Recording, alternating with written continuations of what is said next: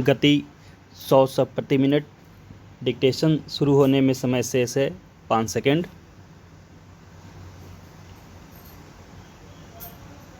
Ready, start.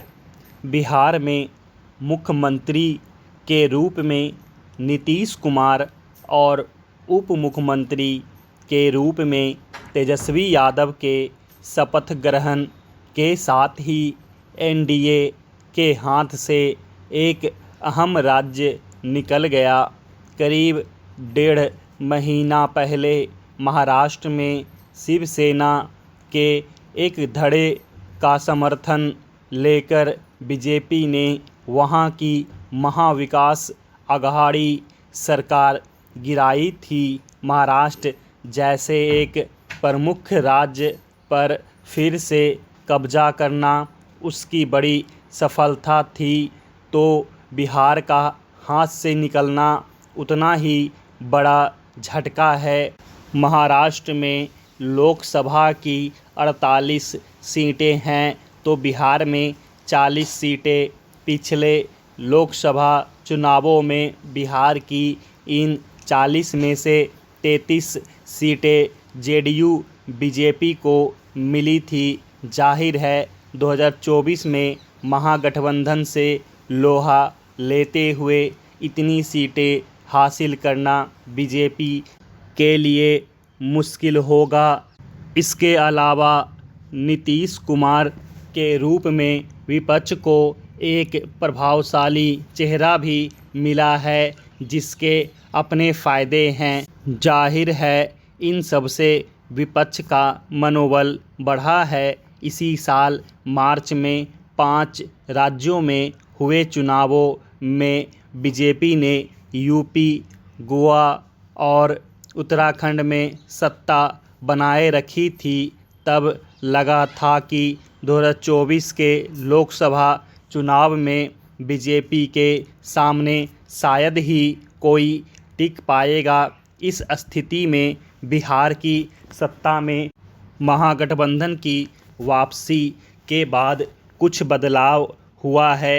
मार्च में 5 राज्यों में हुए विधानसभा चुनावों के बाद विपक्षी खेमे में जो निराशा घर कर गई थी, बिहार में बीजेपी के सत्ता से बाहर होने के बाद वह ज़रूर कम होगी। इसी साल गुजरात और हिमाचल में विधानसभा चुनाव होने हैं। दोनों ही राज्यों में बीजेपी सत्ता में है।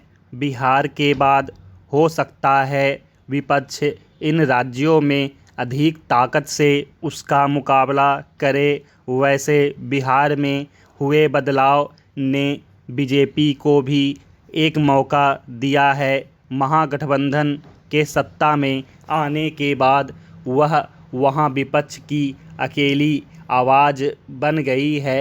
बीजेपी को यह भी लगता है कि जेडीयू और आरजेडी की कास्ट पॉलिटिक्स का तोड़ हिंदुत्व हो सकता है। पार्टी का दावा है कि बिहार में हिंदुत्व की अपील बढ़ी है। तथ्य यह भी है कि नीतीश की लोकप्रियता में भी पहले की तुलना में कमी आई है। पिछले विधानसभा चुनाव में आरजेडी अलायंस के मजबूत प्रदर्शन का यही कारण था। जब आरजेडी नीतीश के साथ है, इसलिए यह सवाल भी मौजूद है कि कहीं लोकसभा चुनाव में नीतीश के खिलाफ सत्ता विरोधी लहर का महागठबंधन को नुकसान ना उठाना पड़े। इसके साथ सत्ता छीन जाने की वजह से बीजेपी के आगामी लोकसभा चुनाव में बिहार में कमज़ोर प्रदर्शन का अनुमान लगाना भी अभी जल्दबाजी होगी। उसकी वजह यह है कि लोकप्रियता के मामले में अभी देश में कोई भी नेता प्रधानमंत्री नरेंद्र मोदी का मुकाबला नहीं कर सकता।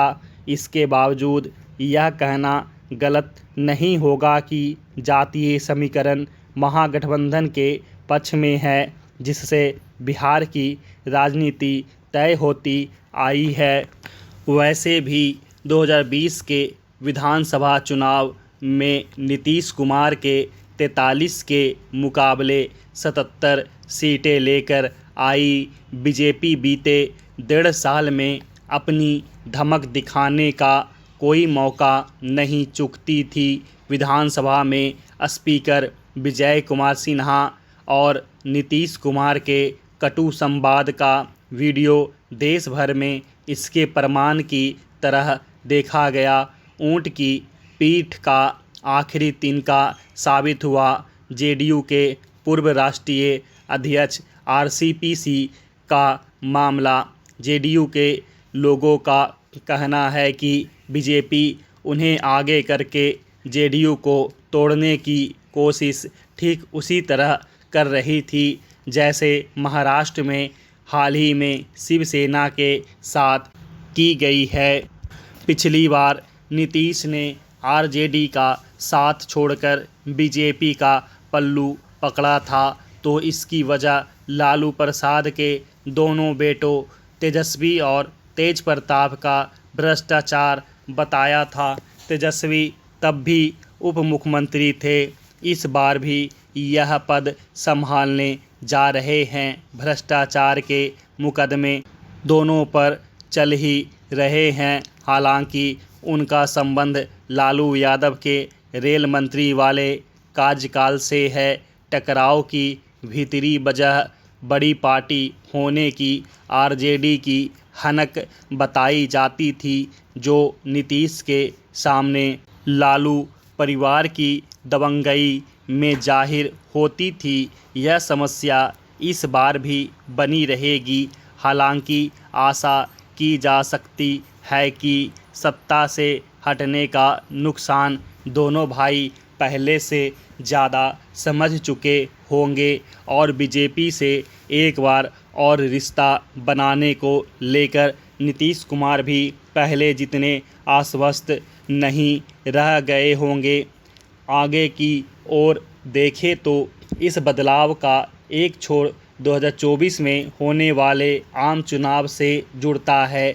एक अरसे से राजनीति में बीजेपी का हर दांव सही पड़ रहा है। विपक्ष कोई चुनाव जीत ले तो भी 6 महीने या साल भर में सरकार वहां बीजेपी की ही नज़र आ रही है। कुछ विश्लेषकों ने इसे शाह मिरेकल की संज्ञा दी है।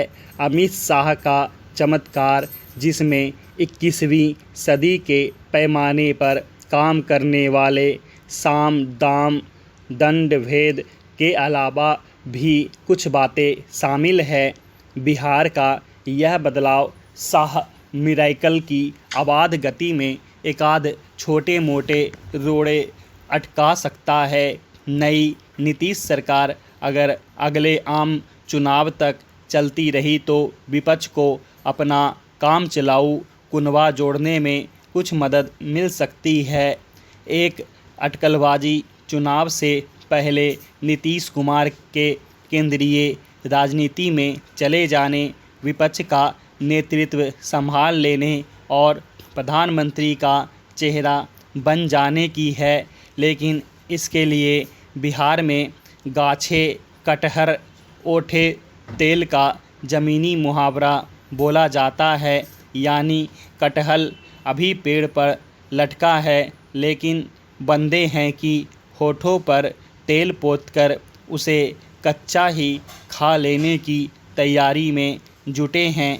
बीजेपी की चिंता आम चुनाव 2024 में नीतीश की चुनौती को लेकर नहीं, अब से लेकर तब तक के समय में बिहार की राजनीतिक हलचलों को लेकर होनी चाहिए। मोदी सरकार के हर स्याह सफ़ेद को लेकर देश में अभी एक आम सहमति बनी हुई दिख रही है।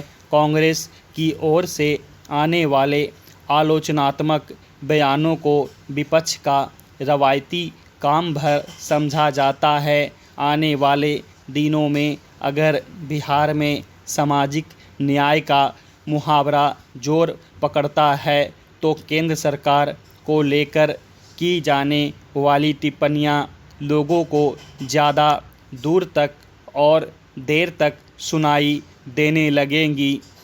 स्टॉप।